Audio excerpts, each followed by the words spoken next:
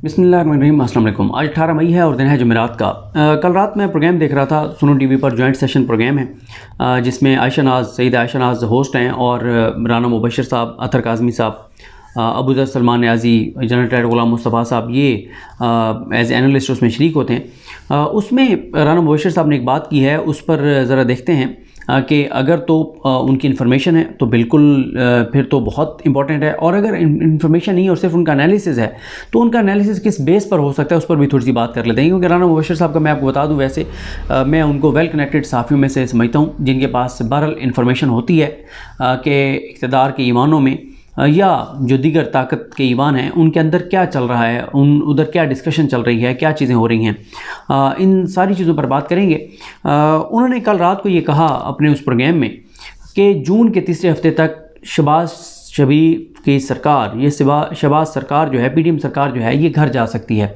और निगरान सेटअप जो है वो आ सकता है। तो इसमें किस हद तक हकीकत है, क्या वाकई ये हो सकता है या बिल्कुल ये मुमकिन नहीं है, इस पर बात करते हैं।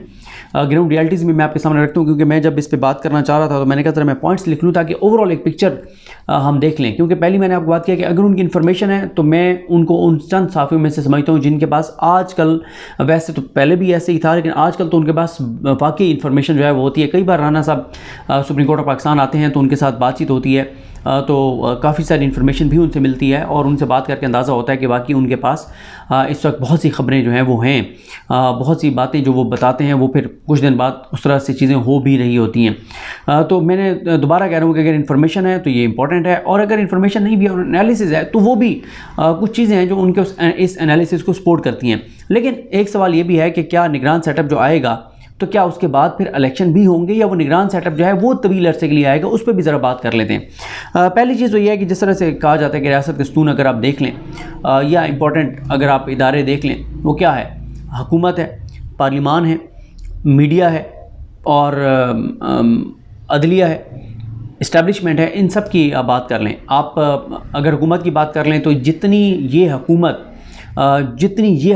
इस वक्त लोगों के अंदर इस हुकूमत की नफ़रत है, शायद ही पाकिस्तान की तारीख़ में किसी हुकूमत के ख़िलाफ़ इतनी नफ़रत हो जितना पिछले एक साल में इन्होंने पाकिस्तान की बुनियादों को खोखला किया है। शायद ही पाकिस्तान की तारीख़ में किसी हुकूमत ने इतनी पाकिस्तान की बुनियादों को खोखला किया हो जितना इन्होंने पाकिस्तान के लोगों में रियासत के हवाले से, पाकिस्तान के हवाले से, पाकिस्तान के मुस्तकबिल के हवाले से मायूसी पैदा कर दी है। शायद ही पाकिस्तान की तारीख़ में ऐसा हुआ। जितनी इदारों के हवाले से चीज़ें, सेंटिमेंट्स नेगेटिव इस हुकूमत के दौर में हुए हैं, शायद ही पाकिस्तान की तारीख़ में कभी हुए हों। तो हर हवाले से इस हुकूमत को आप देख लें तो ये पाकिस्तान की तारीख़ी बदतरीन हुकूमत है, जिन्होंने फिर अगर आप साथ पार्लियामेंट को मिला लें तो पार्लियामेंट, नामुकम्मल पार्लियामेंट जिसमें अपोजिशन में नहीं है, जिसमें PTI के मुनर्रिफ अरकान बैठे हुए हैं, जिसमें हुकूमत, जिस पार्लियामान में आवाम की बात नहीं होती, महंगाई की बात नहीं होती, बेरोज़गारी की बात नहीं होती, जहाँ पे अपोजिशन नहीं है, जहाँ पे अपोजिशन हुकूमत से भी आगे निकल गई है, जहाँ पे अपोजिशन लीडर खड़े होकर कहता है कि मैं शहबाज अगला जो इलेक्शन है वो नून लीग के टिकट पर लड़ूंगा, जो कहते हैं कि मुझे अब ये पहचानते ही नहीं है ये नून लीग वाले, इनकी हमारी वजह से हुकूमत बनी, जिन्होंने सिंध हाउस में गए और वो सारी चीज़ें आपने सामने देखी। तो पार्लिमान आपके सामने, और इस पार्लिमान से पिछले 13-14 माह में जब से ये हुकूमत आई है कोई एक कानून साजी पाकिस्तान के लिए नहीं हुई, पाकिस्तान के लोगों के लिए नहीं हुई, पाकिस्तान के अवाम के लिए नहीं हुई। कोई इसी एक दिन भी पाकिस्तान के लोगों के मसाइल डिस्कस नहीं हुए, बल्कि जब देखा आपने तौहीन पार्लियामेंट का कानून कैसे ये पास करते हैं, ये जजेस के इख्तियारात कम करने के हवाले से, ये सुप्रीम कोर्ट पर हमला करने के हवाले से, ये नैब तरमीम के हवाले से, ये चोरी डकैती अपनी उसके हवाले से, इन्होंने आकर किया क्या? इन्होंने आकर ये किया, नवाशी को बरी करवा लिया, मरियम को, वो उसको सॉरी नवाशी को तो बरी नहीं करवाया, वो उसको तो सिर्फ पासपोर्ट दिया है। उस इश्तिहारी को, उस फरारी को, उस मफरूर को, उस भगोड़े को, उस पाकिस्तान के इदारों को मतलूब इश्तिहारी, फरारी, मफरूर, भगोड़े को पासपोर्ट दे दिया है, जो पाकिस्तान आने ही नहीं चाहता अपनी ज़िंदगी में, उसको पासपोर्ट दे दिया। फिर मरीम नवाज़ को बरी करवा लिया, शहबाज शरीफ को बरी करवा लिया, सलमान शहबाज को बरी करवा लिया, हमजा शहबाज को बरी करवा लिया, इसाक डार को वापस ले आए, सारे चोरियां, डकैतियाँ, जितना लूट मार थी वो सब ख़त्म कर ली। आइंदा के लिए कानून साजी ऐसी कर ली कि चोरी करें, डकैती करें, लूट मार करें, पाकिस्तान को लूट के खा जाएँ, कोई इनको नहीं पूछ सकता, ऐसी कानून साजी कर दी। फिर इस हुकूमत ने, इस पार्लिमान ने, पिछले इनके मातहत इदारों ने पिछले एक साल में सिर्फ एक काम किया, वो है कि इमरान खान को दबाना है, उसको सियासत से आउट करना है, चाहे कुछ भी हमें करना पड़ा। उसके ऊपर कौन सा ऐसा जुर्म है जिसकी FIR इमरान खान के ऊपर नहीं है? कौन सा ऐसा इल्ज़ाम है? दहशतगर्दी, तौहीन मज़हब, तौहीन रिसालत, गद्दारी, बगावत, करप्शन, लूट मार, हर इल्ज़ाम की FIR इमरान खान पर दर्ज है। 150 FIR इमरान खान के ऊपर दर्ज हैं। और बाकी उन्होंने कोई काम नहीं किया। एक तरफ ये सुप्रीम कोर्ट को बताते हैं कि मुल्क के अंदर दहशतगर्दी अरूज पर है, रियासत की दहशतगर्दों ने कमर तोड़ दिया, इलेक्शन नहीं हो सकते, 80% KPK में हमारा जो है वो नहीं रहा, रियासत की रेट नहीं रही, इस तरह की बातें ये सुप्रीम कोर्ट में आकर करते हैं। दूसरी तरफ इस हुकूमत का कंडक्ट देखें कि इनका टोटल फोकस जो है वो इमरान खान पर, निहत्ते लोगों पर, उनके ऊपर है। यानी चलें आप तो जिन्होंने वहाँ पे जो लोग गए कोर कमांडर हाउस और जिन्होंने वहाँ पे जाके जलाओ गिराव किया है उनको तो बिल्कुल सजाएं मिलनी चाहिए, लेकिन इससे पहले चलें 9 मई से पहले भी आप चले जाएँ, 9 मई से पहले आप देख लें जिस तरह से चादर चार दीवारी का तकद्दुस इस दौरे हुकूमत में पामाल हुआ है, जिस तरह से पाकिस्तान के अंदर बर्बरियत, यजीदियत इस हुकूमत के दौर में हुई है, पाकिस्तान की तारीख में ऐसी मिसाल हमें नहीं मिलती। उसके बाद अदलिया के हवाले से आप देख लें, अदलिया को जैसे सुप्रीम कोर्ट ऑफ पाकिस्तान को अदालत के अंदर से तकसीम कर दिया, चीफ जस्टिस को अंदर से कमज़ोर कर दिया, बाहर से उधर से कानून साजी कर रहे हैं, प्रेस कॉन्फ्रेंसेस कर रहे हैं, सोशल मीडिया पर कंपेन करवा रहे हैं, बाहर धरने करवा रहे हैं, कत्ल की धमकियाँ दे रहे हैं, घरों को आग लगाने की धमकियाँ दे रहे हैं। क्या नहीं है जो उन्होंने अदलिया के हवाले से नहीं किया, और अटैक कर रहे हैं जजेस की फैमिलीज़ को अटैक कर रहे हैं। क्या है जो इन्होंने अदलिया के साथ नहीं किया। अभी इस्लामाबाद हाई कोर्ट के जजेस जिन्होंने अच्छे फैसले दिए आइन और कानून के मुताबिक, मियाँ गुल हसन औरंगज़ेब साहब, तारिक महमूद जहांगीरी साहब, अरबाब मोहम्मद ताहिर साहब, उनके खिलाफ आप देख लें, समन रिफा साहबा, उनके खिलाफ ये देख लें क्या इल्ज़ामात लगा रहे हैं। उस बेंच में अतर मिल्ला साहब बैठे थे जिसने इमरान खान को रिलीफ दिया, उस बेंच के बारे में ये क्या कह रहे हैं। फिर उसके बाद मीडिया आ जाए, मीडिया इस वक्त आप मुकम्मल तौर पर कंट्रोल है। एक लम्हे के लिए आप इमरान खान को लाइव नहीं दिखा सकते, आप इमरान खान की उस तरह से बात नहीं कर सकते। आप अब तो वो हालत ये है कि जनाब वो जो लोगों की गिरफ्तारी हो रही हैं, डॉक्टर हबीब साहब न्यूरो सर्जन हैं, बहावलपुर के बेहतरीन डॉक्टर हैं, ज़बरदस्त शख्सियत हैं, बड़े अच्छे किरदार के इंसान हैं, बड़े रहमदिल इंसान हैं, मरीज़ों के लिए बड़े, जो चंद एक डॉक्टर्स जो बड़े सिंसियरिटी के साथ मरीज़ों के लिए वाकई वो मसीहा होते हैं, उनमें से एक हैं। उनको उठा लिया कि जी वो हुकूमत के खिलाफ नारे लगा रहे थे। तो ये इनकी मतलब जो इनकी सूरत हाल है। अच्छा, फिर और आप ये मीडिया पे ख़बर भी नहीं चली कि डॉक्टर हबीब को उठा लिया है। एक और डॉक्टर है, मेरा नाम मुझे नहीं पता, मुझे डॉक्टर यासर नूरानी ने उनका नाम भेजा हुआ था, वो भी असिस्टेंट प्रोफेसर हैं न्यूरो सर्जरी के निश्तर में, उनको उठा लिया। तो इस तरह की ये चीज़ें कर रहे हैं। लम्स के प्रोफेसर के साथ क्या किया वो आप देख रहे हैं। सोशल मीडिया, वहाँ पर आप देख लें कि जो सोशल मीडिया पे कुछ लिख रहा है वो उठाया जा रहा है। मीडिया की जहाँ पे मैंने बात की, आज का दिन इंपॉर्टेंट है कि आज इमरान खान साहब का केस लगा हुआ है लाहौर हाई कोर्ट में, और मोहम्मद अमीर भट्टी साहब से ये हम एक्सपेक्ट करते हैं कि वो अपने फैसले को इम्प्लीमेंट करवाएं और इमरान रियाज खान साहब को प्रोड्यूस करवाएं, जिस तरह से उनको लापता किया गया है। इससे पहले आपने देखा कि अभी बाकी तो छोड़ दें पिछले साल पूरे में क्या हुआ है, अभी आफ्ताब इकबाल साहब और ये मकबूल जान साहब, ये सारी चीज़ें आपके सामने हैं। इस्टेब्लिशमेंट, इस वक्त आप देख लें कि बड़ी खूबसूरती से इस हुकूमत ने इमरान खान को और इस्टेब्लिशमेंट को, अवाम को और इस्टेब्लिशमेंट को, क्योंकि अवाम में इसलिए कह रहा हूँ कि इस वक्त अगर अवाम इस हुकूमत के साथ होती तो इलेक्शन में चले जाते। अवाम इमरान खान के साथ है और इन्होंने बड़ी खूबसूरती से अवाम इमरान खान और फ़ौज को आमने सामने लाने की कोशिश कर रहे हैं और ये सारी चीज़ें ये कर रहे हैं। तो ये हालात आपके सामने। मुआशी इशारिया, कोई एक मुआशी इशारिया पॉजिटिव नहीं है। एक्सपोर्ट्स हैं तो वो तबाह हो गई हैं, रेमिटेंसेस हैं तो वो गिर गए हैं, गैर मुल्की सरमायाकारी है वो नहीं हो रही, बल्कि पाकिस्तान से पैसा बाहर जा रहा है, महंगाई है, आपका कारोबार है, आपकी इंडस्ट्रीज़ है, आपके कारखाने हैं, सब बंद है, सब ठप है। 1-2 करोड़ लोग,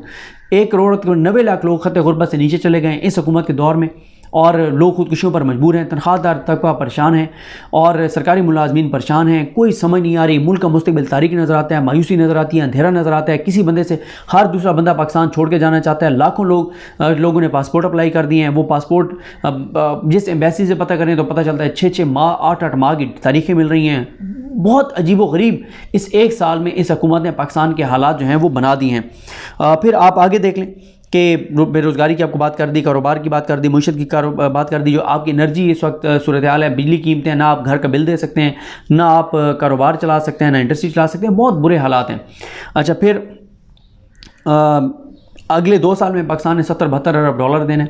IMF की डील से ये नहीं गए। पहले उन्होंने आवाम को कहा कि हमने ये जी इमरान खान वो करके गया था इसलिए हमने किया है। IMF जो है वो हमारी हम वेंटिलेटर पर हैं और अगर अमेरिका ने वेंटिलेटर का स्विच बंद कर दिया तो हम बहसीत कौम मर जाएंगे, और उसके लिए जो है वो IMF डील भी ज़रूरी है। अब IMF की डील में ये आगे उसके प्रोग्राम में नहीं जा रहे। क्यों नहीं जा रहे? क्योंकि इन्होंने बजट ऐसा देना है जिससे ये अगली हुकूमत के लिए तो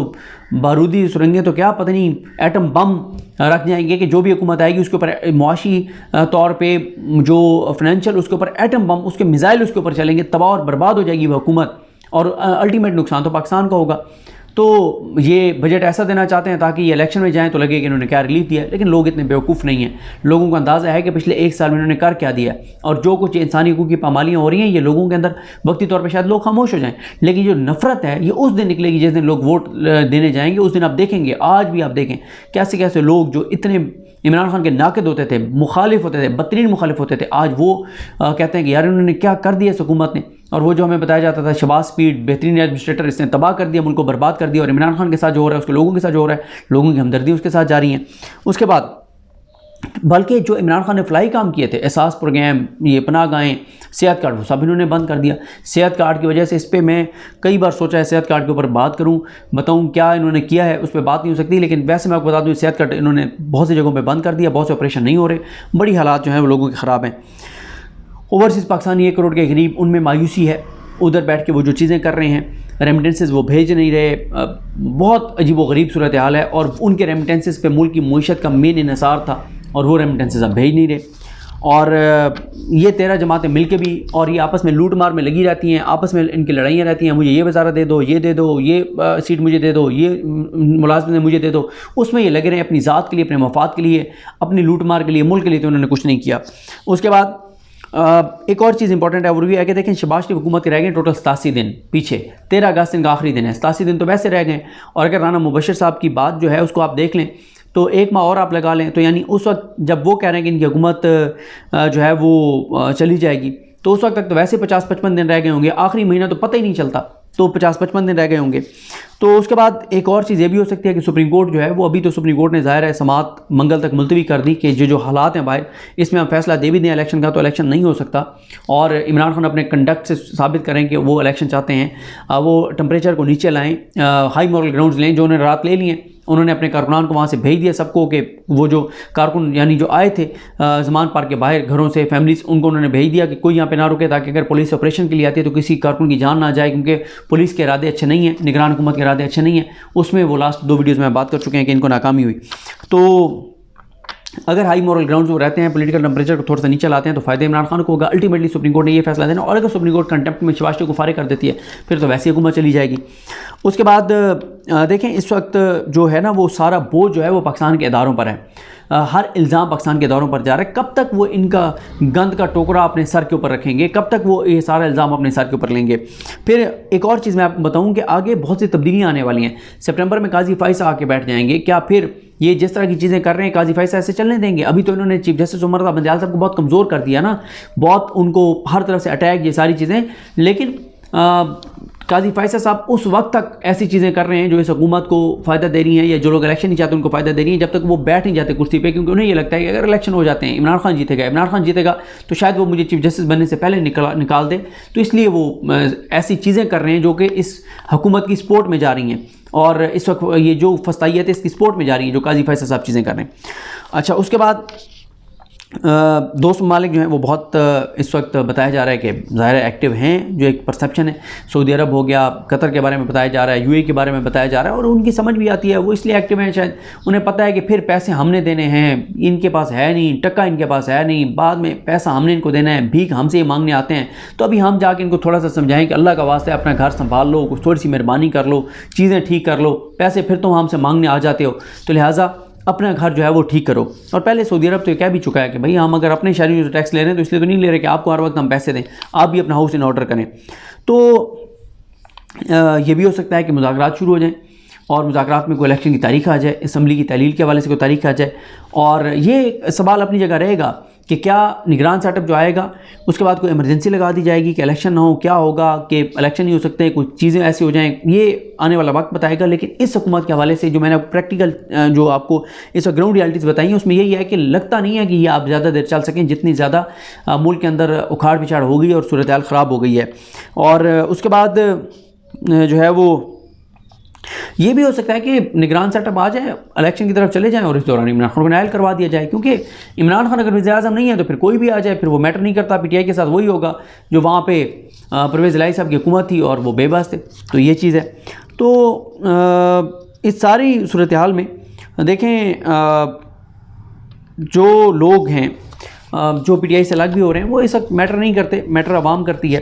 अवाम कहाँ पे खड़ी है, अवाम इमरान खान के साथ खड़ी है। तो ये जो मैंने आपको चीज़ें बताई हैं, मुआशी इशारिये देख लें, ओवरसीज़ पाकिस्तानियों के सेंटीमेंट्स देख लें, अवाम के सेंटीमेंट्स पाकिस्तान के अंदर देख लें, जो ये जुल्म जबर तशद्दुद कर रहे हैं उसका जो उसकी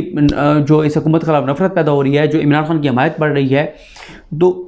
मुझे ये लगता है राना साहब की बात सुन के कि इस वक्त चीज़ें जहाँ पर चली गई हैं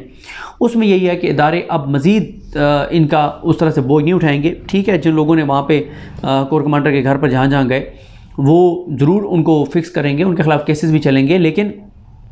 ये नहीं हो सकता कि अब इस हुकूमत के गंद का टोकरा इस्टेब्लिशमेंट अपने साथ पर रखे और हर चीज़ का इल्ज़ाम इस्टेब्लिशमेंट पर आए। तो ये हो सकता है कि वो जो है इस्टेब्लिशमेंट पीछे हट जाए इनके पीछे से, और जिस दिन वो पीछे हटेंगे वैसे धड़ाम से गिर जाएंगे। और अगर इमरान खान की कहीं पे इंगेजमेंट हो जाती है, इस्टेब्लिशमेंट के साथ इंगेज हो जाते हैं इमरान खान, और जैसे उन्होंने कहा कि उन्होंने कल भी आर्मी चीफ को पैगाम दिया कि बात करना चाहता हूँ मैं इस्टेब्लिशमेंट से, इस्टेब्लिशमेंट बात करे, फ़ौज मेरी है, मैं फ़ौज को मजबूत देखना चाहता हूँ, फ़ौज है तो पाकिस्तान है। और अगर उनकी बातचीत होती है और इस्टेब्लिशमेंट कहती है कि आप बिल्कुल कैटेगोरिकल सख्त अल्फाज में मजम्मत करें जो कुछ कोर कमांडर हाउस पे और इन जगहों पर हुआ है, तो वो बिल्कुल ये भी कर सकते हैं। लेकिन बातचीत होगी तो ही है ना। इमरान खान साहब ये कहते हैं कि मैं पैगाम भेजता हूँ मुझे जवाब नहीं आता, और वो जब हम उनसे ये कहते हैं कि खान साहब आप एक तरफ कहते हैं कि आप सबसे पॉपुलर लीडर हैं, आप आवाम की बजाय इस्टेब्लिशमेंट की तरफ क्यों देखते हैं, तो उस पर इमरान खान ये कहते हैं कि मैं इसलिए इस्टेब्लिशमेंट की तरफ देखता हूँ कि इस वक्त हुकूमत मैटर नहीं करती, हुकूमत को खुद नहीं पता कि वो कब तक हैं, वो उस वक्त तक हैं जब तक इस्टेब्लिशमेंट उनके साथ खड़ी है। इस्टेब्लिशमेंट अगर न्यूट्रल हो जाए तो खान साहब ये समझते हैं कि 6 घंटे के अंदर अंदर हुकूमत गिर जाएगी, तो इसलिए वो इस्टेब्लिशमेंट से बात करना चाहते हैं। तो कुछ तो बातें जो है वो, लेकिन ये राना मुबशर साहब की इंपॉर्टेंट चीज़ थी जो मैंने आपके सामने रखी है, और अगर उनकी खबर है तो बिल्कुल मैं उनकी खबर को समझता हूँ कि उनके पास बिल्कुल खबर होगी और वो ठीक होगी, और अगर उनका एनालिसिस है तो एनालिसिस के ऊपर मैंने आपको ग्राउंड रियलिटीज़ बता दी। तो जितना जल्दी से हुकूमत को घर भेज दिया जाएगा उतना पाकिस्तान